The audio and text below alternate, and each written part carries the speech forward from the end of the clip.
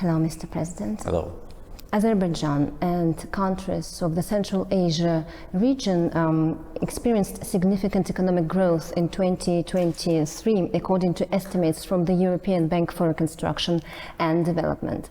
This strong growth is attributed to a high level of migration and remittances originating from Russia, which is under sanctions. Additionally, there has been an increase in regional exports and imports, including business with China. The outlook for 2024 shows the same positive trend. What does this growth mean for your country? As far as Azerbaijan is concerned, our economic development and growth mainly is generated by our reforms rather than those factors which you mentioned. We managed to diversify our economy and to reduce dependence on oil and gas sector, though oil and gas sector continues to be the main part of our economy. This year, our economic growth is a little bit modest because of the slight decline of the oil production. But if we look at the past years, for the last 20 years, GDP of Azerbaijan grew more than 4 times. And that was a very remarkable achievement. And at the same time, we managed to conduct a very sophisticated social policy so that we managed to reduce the level of people who lived in poverty during the last 20 years from almost 50% to 5.5%. This demonstrates that the wealth generated by energy projects was fairly distributed between all segments of our population. We also worked actively in order to reduce the level of foreign debt, and now it is below 10% of our GDP. So the target for the next year is 7% of GDP. So this actually demonstrates the sustainability of Azerbaijan's economy. Next year, of course, we hope that the growth of economy will be higher. But at the same time, those figures, they do not actually reflect 100% the economic performance or living standards of the people. We know the countries which have very low economic growth, but with a very developed economy. So the bigger your GDP is, the more difficult is to add to that growth, especially in today's geopolitical situation, where two of our neighbors and one of the main trade partners, Russia and Iran, are under sanctions. Therefore, we need to take that into account. But our target and our strategy of 2030 is based on our own resources, our own financial capability, and investments, foreign and local, in the areas which will provide economic growth in the coming years. What are your future areas of development and investments? As far as the governmental policy is concerned, our state investment program mainly will be directed to the liberated areas of Karabakh and Eastern Zangezur. First, because we need to resettle former refugees as soon as possible. According to our plan, by the end of 2026, we plan to resettle more than 140,000 people. And for that, of course, we need to invest largely in infrastructure and housing projects, and also social infrastructure projects. At the same time, this area, which has been for 30 years under occupation, possesses a big potential in the area of agriculture, hydro energy, solar and wind energy, and tourism. So that will be a main area of the state investment program. With respect to foreign investments, of course, investments in fossil fuel projects will continue because there is a big potential in Azerbaijan with respect to resources and big demand in Europe for Azerbaijani gas, growing demand. But very remarkable development is related to renewable sources of energy. So I think this will be the main direction of direct foreign investments.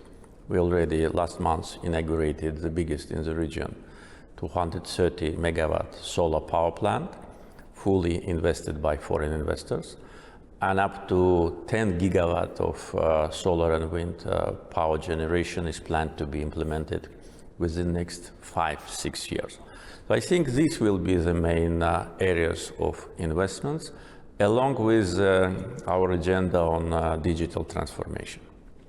Do you see competition in your region or rather a cooperation? Well, as far as Azerbaijan is concerned, I see cooperation, and that is mainly because of the policy of our country. We always wanted to protect Azerbaijan from any kind of a rivalry, from any kind of a geopolitical struggle or battle between big powers, and I think we managed to achieve that. So Azerbaijan is considered as a reliable partner to many international actors, big international actors, and we see a real result of that cooperation, because if we look at the energy development in Azerbaijan, you'll see a broad international presence. If you look at the transportation sector, you'll see that both corridors, south, north, and east-west, crosses our country, and our neighbors are benefiting from that, many countries in different regions also. And if you see at the situation with respect to the political development also, Azerbaijan is a country with independent foreign policy, which conducts its policy based on national interests. And also one of the important factors, not to transform your country into the area of confrontation or competition, is to protect yourself from international influence, I mean bad influence, and attempts to interfere into your domestic affairs. So we successfully managed to diminish these risks, and that's why Azerbaijan now is a country with a big international potential, good international reputation, and a country which managed to attract more than $300 billion of investments during the last 20 years. Energy supply has been a major topic for Europe over the last 2 years. What is your outlook for your country's energy business? Well, our energy development transformed from oil to gas. At the same time, oil production and export still is an important part of energy security for many countries.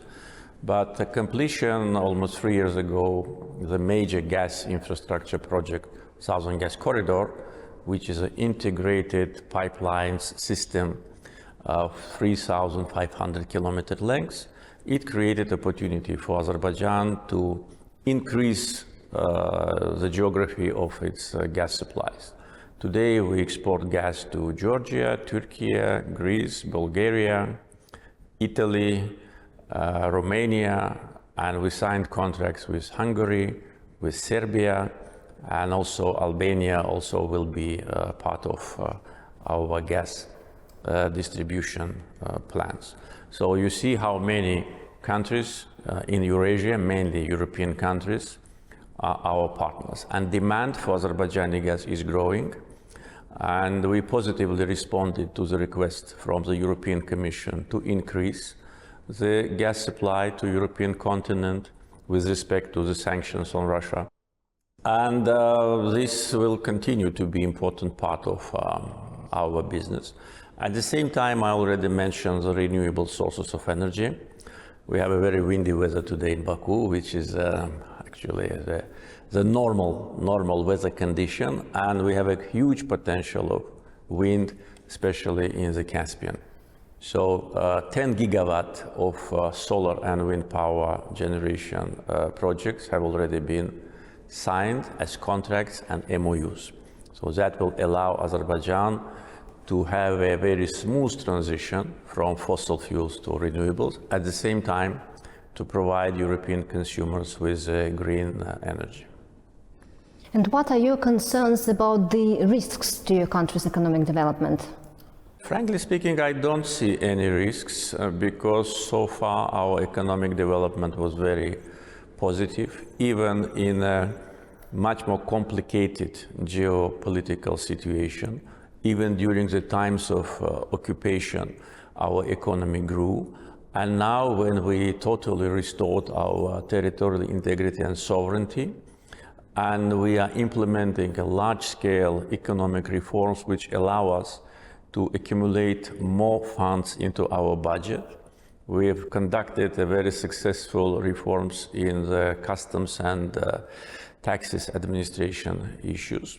We created a corporate management system in all our state-run companies, and we see the benefit of that. Of course, a lot of wealth will be generated from the connectivity projects, as I already mentioned, South-North and East-West transportation corridor. We expect tens of millions of cargo, additional, crossing Azerbaijan's territory in different directions. It means employment, it means additional funds, it means geopolitical importance of Azerbaijan. If you look at the map of our region of Eurasia, you'll see that all the major transportation routes cross our territory. And we've developed the most modern transportation infrastructure, so that will create additional opportunities. Plus, liberated territories of Karabakh and Eastern Zengezur, where we plan to resettle hundreds of thousands of former refugees. That will also be additional driver. So, frankly speaking, I don't see any potential risks neither in economic area nor in any other area of our country. No risks at all?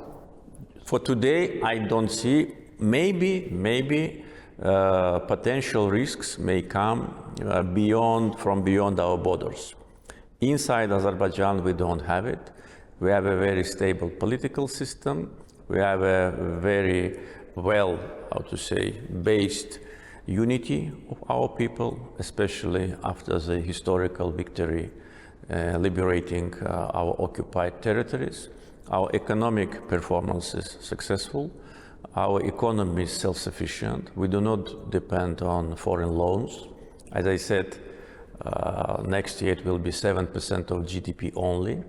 And if you look at our hard currency reserves and foreign debt, you'll see that our hard currency, 10 times is bigger than the debt. So in other words, we can within 1 month level our foreign debt. So not many countries in the world can do this. And the self-sufficient economy with good political connections with the major international actors and the political stability and unity in the country. So all these factors demonstrate that internal risks we don't have. External, yes, but that will depend on the situation beyond our borders. We have war beyond our borders to the north. We have an unstable situation in Middle East. We have potential tensions in the neighborhood. So that could be a potential risk for Azerbaijan. For that purpose, we need to pay bigger attention or more attention to the protection of our borders, so that our borders are open for friends and closed for those who want to do something harmful. Okay. How a SPECA program is important for the economies of the participating countries? Well, SPECA program today commemorates its 25th anniversary.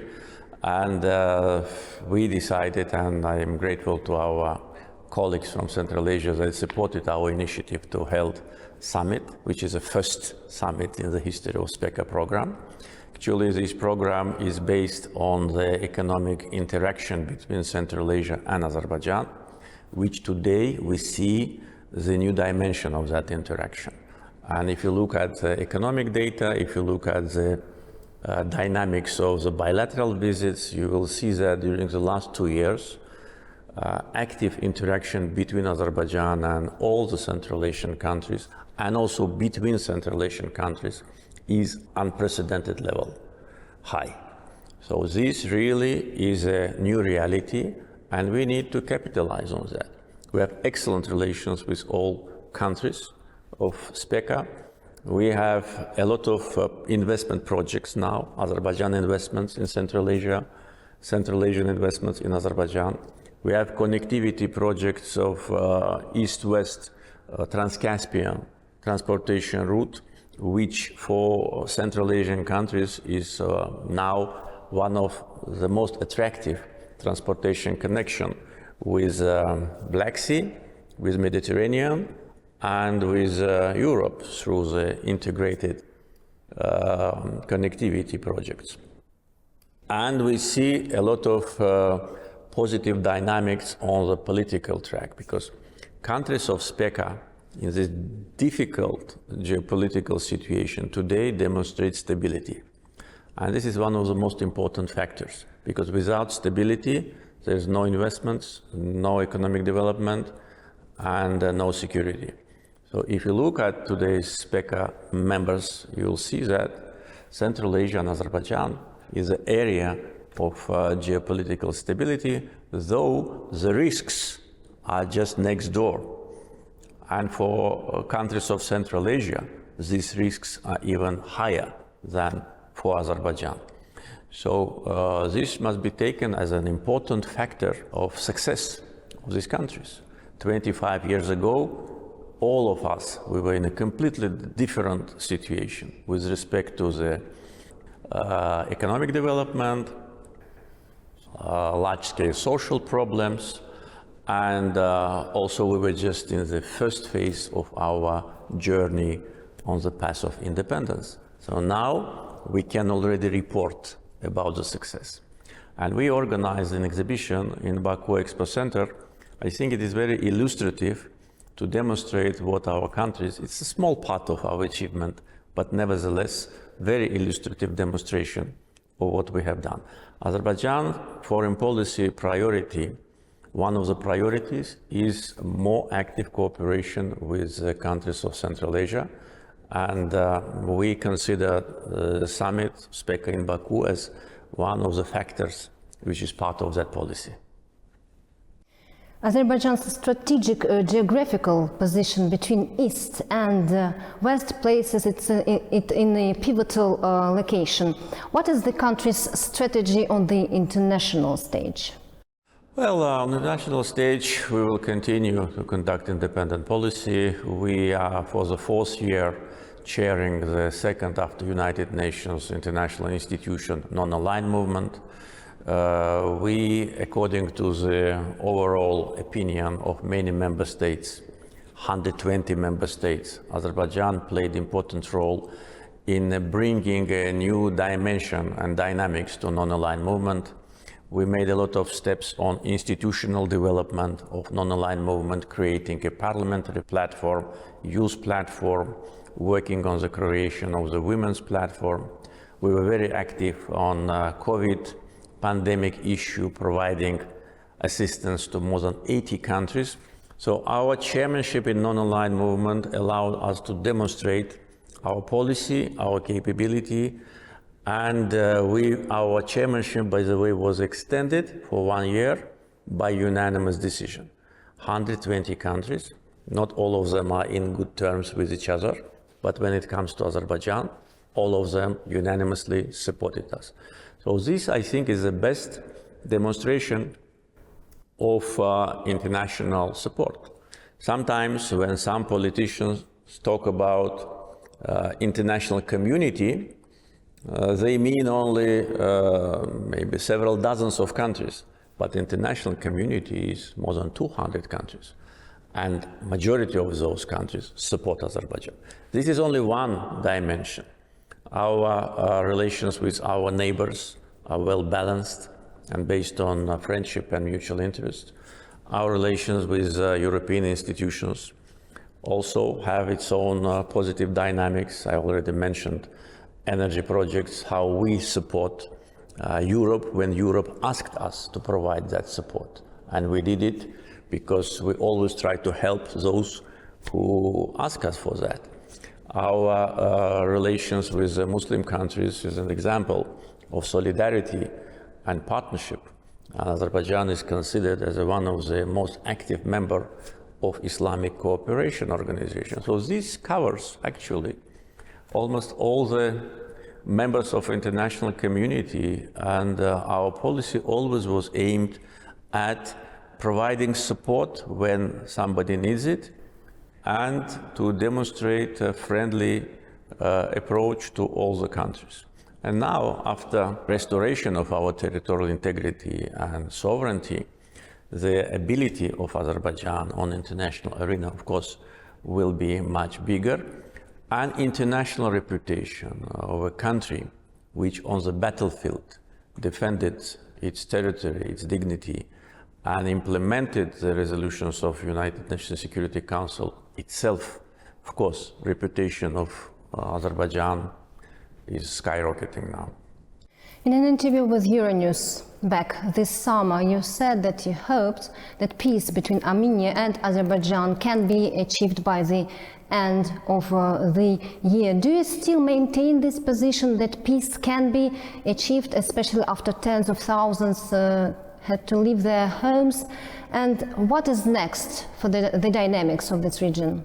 Well, yes, I was optimistic about the timetable because we exchanged several times with Armenia the comments on the original draft peace treaty which Azerbaijan elaborated itself. And after that, there have been 6 times of exchange of comments between two countries. And when I was talking about that last time to Euronews, I hope that Armenia will not prolong the process of evaluation of our comments. We submitted the last comments to them on 11 September and received a response from them only 2 days ago. So almost 2 months and a half, they were evaluating the draft, which consists of several pages. What does that mean? That means that they want artificially to delay the process. Now, we are talking in the end of November, and of course the hopes for achieving peace and signing peace treaty by the end of the year are not very optimistic. But I think that the timetable is not so important. Important is the agenda of both countries. It was Azerbaijan who suffered occupation, ethnic cleansing. Million Azerbaijanis were deported by Armenian government, and devastation of the territory of almost 15,000 square kilometers. And nevertheless, we were the country which made a proposal to sign peace agreement and to start working on the delimitation. So Armenia now, after Karabakh portfolio is closed, I think will be more willing to come to an agreement with us. Because after restoration of our sovereignty and elimination of the illegal separatist regime in Karabakh, I think the main factor which prevented Armenia to be more courageous on a negotiation track don't exist any longer. So we will evaluate the latest proposals, which, as I said, we received 2 days ago, and we'll comment on that. In the meantime, we are maintaining the contacts on the working level between different officials and through different channels. And I think there's no alternative for peace. If peace agreement is not signed, that will be very bad for the whole region. We want region of Southern Caucasus to get rid of any risks. And of course, we want Armenia today and in the future never put under question our territorial integrity and abandon completely any territorial claims to Azerbaijan. So what are the conditions for peace to be achieved finally? Well, we elaborated 5 basic principles for which should be the basis for peace agreement.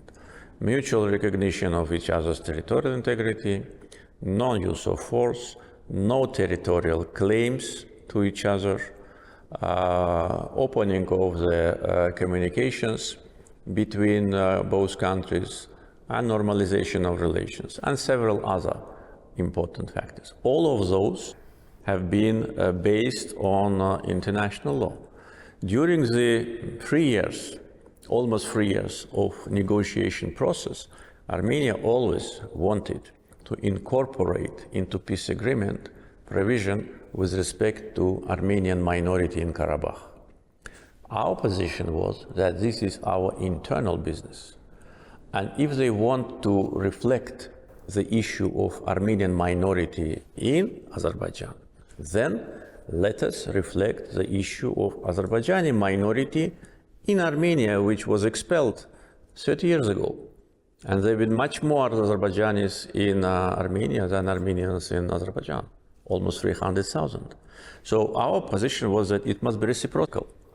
Either we reflect these two issues of national minorities, their rights and security, including the right to return, not only Armenians to return to Azerbaijan, but Azerbaijanis to return to Armenia. It doesn't matter that Azerbaijanis were expelled 30 years ago and Armenians decided to leave 2 months ago. The fact is just it must be reciprocal. Or we do not comment in our peace agreement about this issue. So until now, we did not get from Armenia any clear understanding on that. So if Armenia agrees to have either the same language for both national minorities or not to reflect it at all, then the peace is reachable.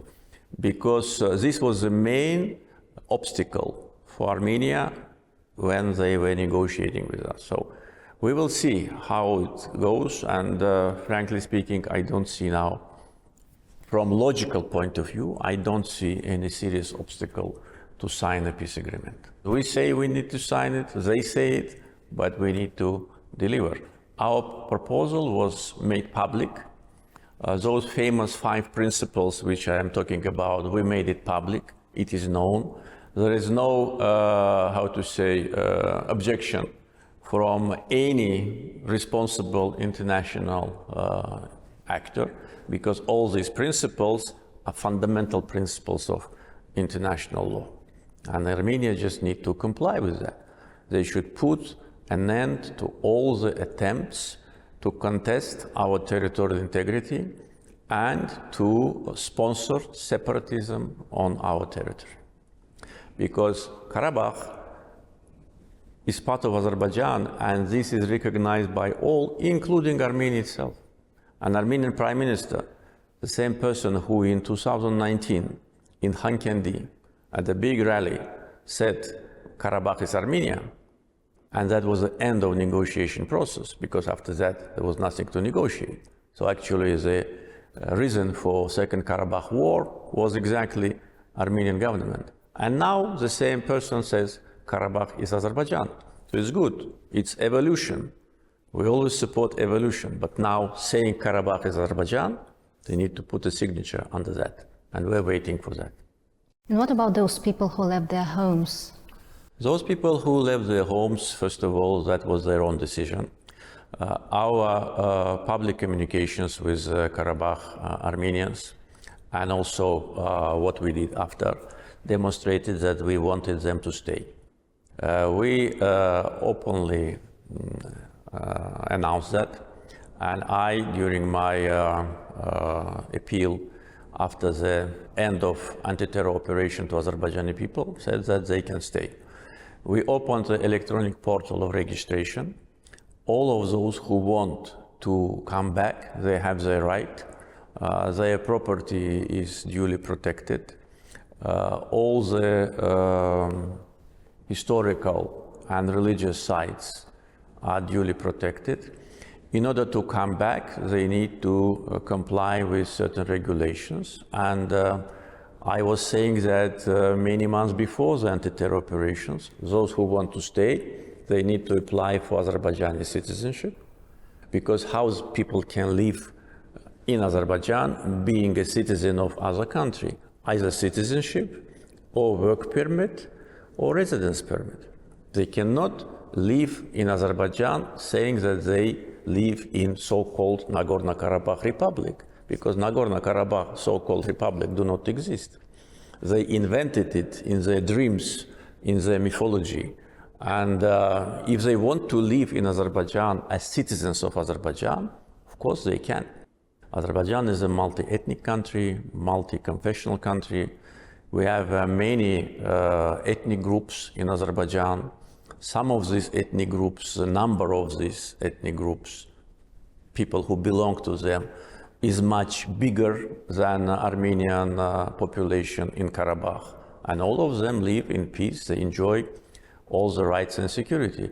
And in our proposal to Karabakh Armenians, which was, by the way, published, we also covered their rights for their language, for education, religion, municipal rights. They can elect their representatives through municipal elections and continue to live there. The decision to leave was their own decision, and according to information which we now have access to, that was a deliberate act of former so-called leaders of so-called Nagorno-Karabakh Republic. There was no need for them to leave, but when they decided to leave, we could not stop them. And we provided maximum comfort for them to live in peace. Unlike Azerbaijanis, who either been killed 30 years ago or been deported, tortured, arrested, and some of them had to cross high mountains and were just frozen to death in those mountains. All that was documented en route. All that was also documented when Armenians of Karabakh region entered Armenia. So all was done in line with humanitarian standards.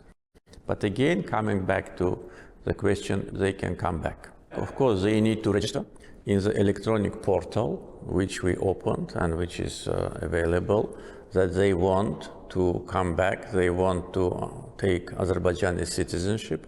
Several of them already applied for citizenship, and it is now in the process. Some Armenians decided to stay in Karabakh, and now they've been taken care of by our Ministry of Social Protection and Ministry of Migration. They registered. Not completely everybody left, but in order to live in Azerbaijan, for instance, if you want to live in Azerbaijan, what should you do? You should get a work permit, residence permit if you want to live for a long time, or citizenship. So how can you live in Azerbaijan being a citizen of, say, other country? It's not possible. The same is here. If Azerbaijani refugee who was expelled from Armenia wants to come back there, how he will come back? He will not come back and say, I'm here, resident of Western Azerbaijan Republic. No, he will come and apply for citizenship or work permit. Why should it be different here? And that's how it will work only. And through municipal elections, they can elect their representatives, which will be in charge of municipalities. All this information was delivered to Armenian representatives of Karabakh just after the anti-terror operation. And then when we realized that they did not make it public to the population of Karabakh, we made it public, we published it. So this is a legal process based on international norms and standards. Again, I'd like to say that Azerbaijan is a multi-ethnic country, and no ethnic group in Azerbaijan ever had any concerns or any problems based on their religious or ethnic grounds. And anyone who knows Azerbaijan can confirm that. And by the way, today we have Armenian population living in different parts of Azerbaijan without any problems. Armenians and Azerbaijanis living side by side in Russia, living side by side in Ukraine, and even in the same villages in Georgia. And why they cannot live in Azerbaijan or in Armenia? I think they can. Thank you very much, Mr. President. Thank you.